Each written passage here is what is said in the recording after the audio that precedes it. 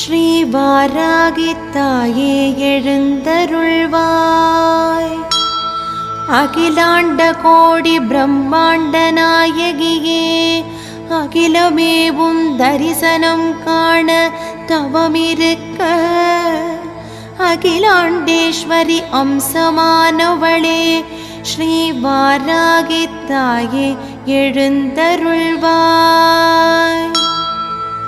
பாலும் தேனும் மாதுளம் பழச்சாரும் பரிவோடு கொண்டு வந்தோம் உந்தனை நீராட்ட.